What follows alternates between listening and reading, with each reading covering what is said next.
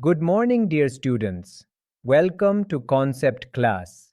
Today, we will study the final chapter of India's long struggle for freedom, how the British finally left India in 1947. We will look closely at three key developments: the Cabinet Mission Plan of 1946, the Mountbatten Plan of 1947, and the Indian Independence Act. Together, these laid the foundation for both India's independence and, sadly, the partition of the country into India and Pakistan.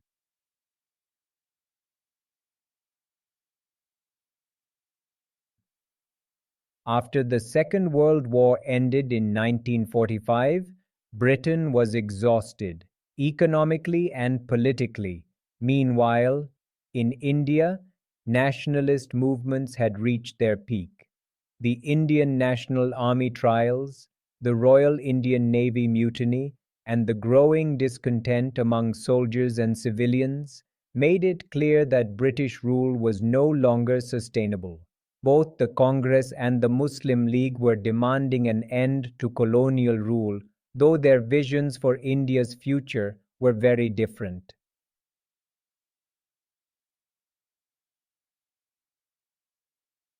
In early 1946, Britain sent a delegation called the Cabinet Mission to India. Its members were Lord Pethick Lawrence, Sir Stafford Cripps, and A.V. Alexander. Their mission was to discuss and plan for the transfer of power from British hands to Indian leaders and to decide what form India's constitution would take after independence.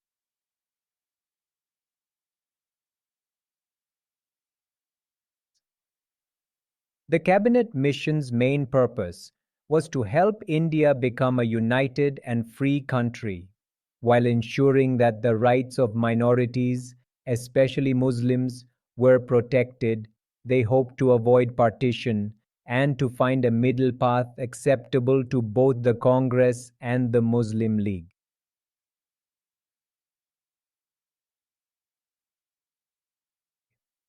The cabinet mission plan proposed a union of India that would handle only key subjects like defense, foreign affairs, and communications. Provinces were to retain all other powers.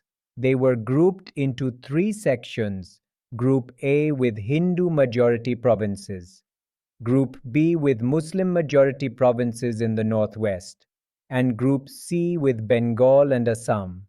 A constituent assembly would draft the constitution, and an interim government would run the country until full independence.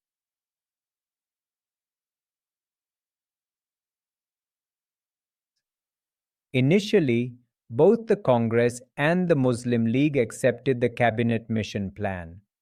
But soon, serious disagreements arose. The Congress wanted freedom for a united India, while the Muslim League insisted on Pakistan. When differences could not be resolved, Jinnah called for direct action to achieve Pakistan. On August 16, 1946, communal violence erupted across Bengal and later spread to other regions, marking the beginning of deep divisions.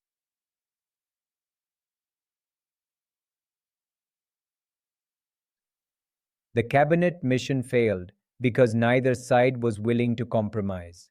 The Muslim League withdrew its cooperation and boycotted the interim government.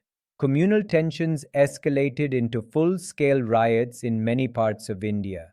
By early 1947, the British realized that partition might be the only practical solution.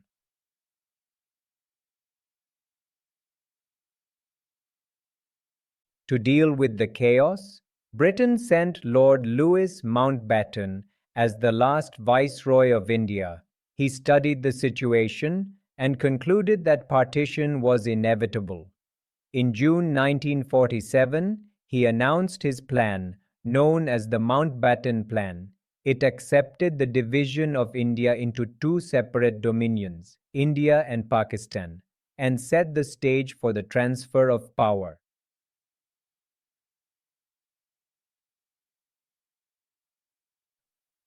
The Mountbatten Plan clearly outlined how power would be transferred. First, India was to be divided into two dominions, India and Pakistan. Second, boundary commissions would determine the borders of Punjab and Bengal.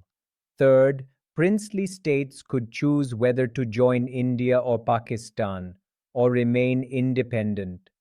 Fourth, separate constituent assemblies would frame the constitutions of the two new nations. And finally, power would be transferred no later than August the 15th, 1947.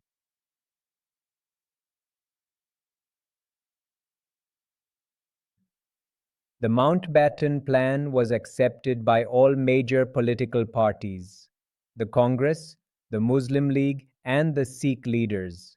Though reluctantly, the Congress saw it as the only way to end bloodshed and achieve independence. The Muslim League achieved its long demanded Pakistan. The plan was quickly approved by the British Parliament, paving the way for India's freedom and its tragic partition.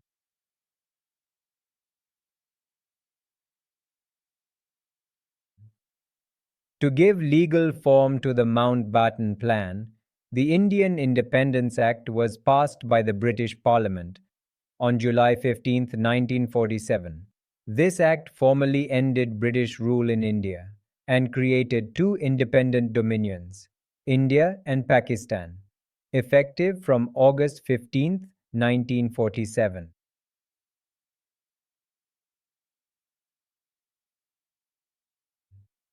The Indian Independence Act stated that India and Pakistan would become independent dominions from August 15, 1947. Each dominion would have its own Governor General. Each would have a constituent assembly to frame its own constitution. All British control over India would cease. The princely states were free to decide their future, to join India, Pakistan, or remain independent.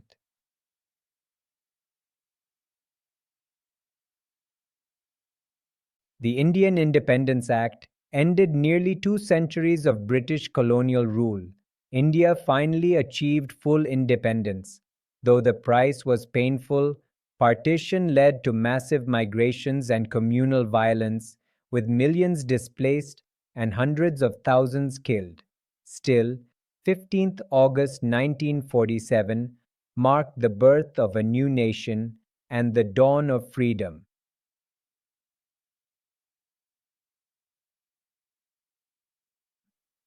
To summarize, the cabinet mission tried to preserve India's unity but failed. The Mountbatten Plan accepted partition as unavoidable. Finally, the Indian Independence Act of 1947 gave India and Pakistan full independence. This was both a moment of triumph and tragedy. Independence came hand in hand with division.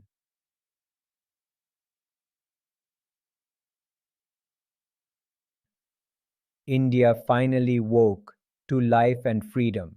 On the midnight of 14th-15th August 1947, Jawaharlal Nehru became the first Prime Minister of Free India, and Lord Mountbatten served as the first Governor General.